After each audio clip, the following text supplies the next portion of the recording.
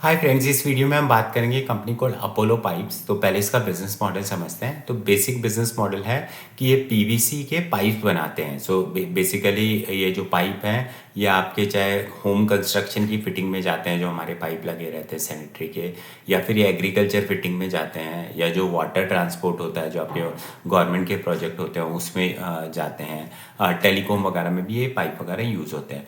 Plus अब ये company other than pipe they are foray into कि वाटर टैंक बनाने लग गए हैं, या पीवीसी की विंडो बनाने लग गए हैं, या फिर गेट बनाने लग गए हैं। तो उस सब में भी आ गए हैं, बट अल्टीमेटली इनका जो बिजनेस है वो पीवीसी पाइप के अराउंड ही है।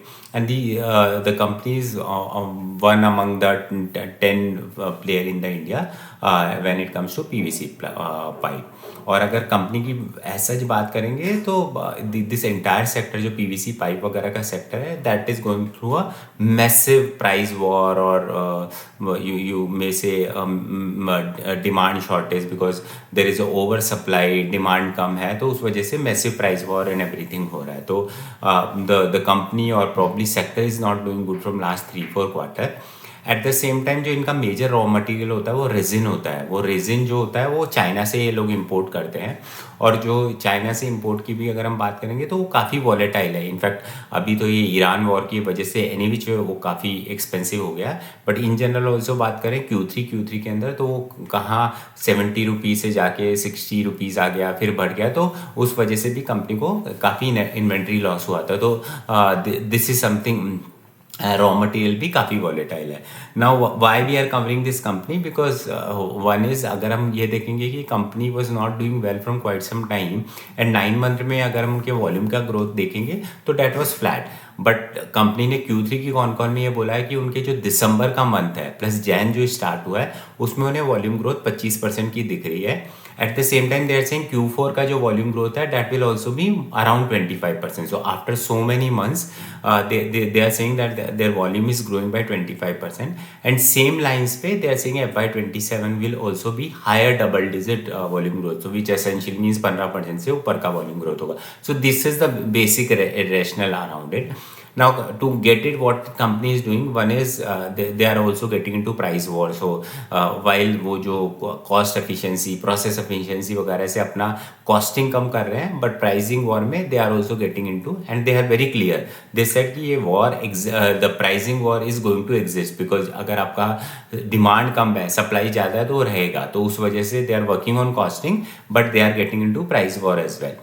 Now coming to the other initiative, they are working on the distribution network. So one is, they are saying they are big player when it comes to North India, but when it comes to the eastern part of the country or the western part of the India, they are not so big. Now उन्होंने 2 facility डाली है, एक western part of India के लिए तारापुर करके जगह पे डाली है, प्लस उन्होंने एक एक्विजिशन भी किया है किसान मोल्डिंग करके।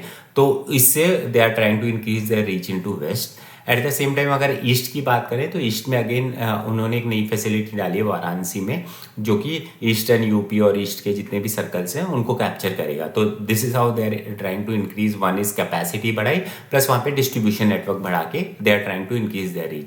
एट द सेम टाइम वो ये बोल रहे हैं कि साउथ में उनका भी ऐसा कोई मेजर प्रेजेंस नहीं है, तो साउथ में भी वो एक लैंड फाइनल के करके कैपेसिटी डालने की कोशिश कर रहे हैं। So that's how they are trying to increase their overall manufacturing footprint as well as the sales and distribution footprint, so which is going to help them. Second, अगर इसकी बात करें तो उन्होंने एक एक्विजिशन भी किया था, एक स्टेक खरीदा था करीबन 65% के आसपास किसान मोल्डिंग में। तो वो कंपनी मेजरली फोकस थी अराउंड द एग्रीकल्चर पाइप के according.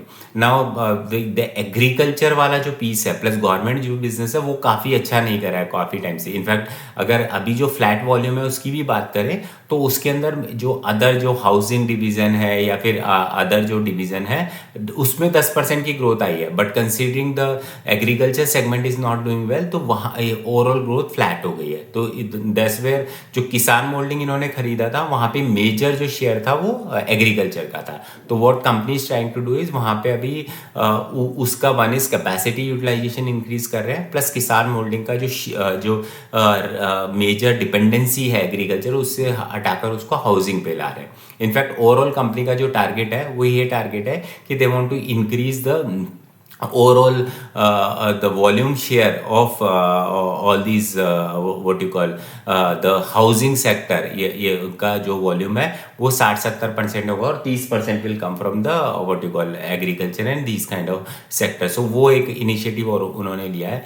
They are working on the brand building and SQ, increase in SQ and those kind of things. So that is going to also help them. So overall management is doing all the right thing in terms of when it comes to competition. They are getting aggressive. नया plant लगाया है, SKU बढ़ा रहे हैं, branding बढ़ा रहे हैं, plant capacity बढ़ाई है.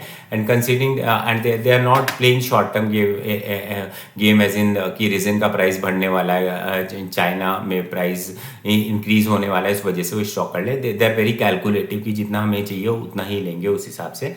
तो overall as of now the overall financial don't look good for Q3, but considering this initiative and the management had said that they are going to grow by 25% volume in Q4 as well as next year, seems to be a good watch out. If they execute well, then definitely there will be good amount of upside and good amount of growth is available.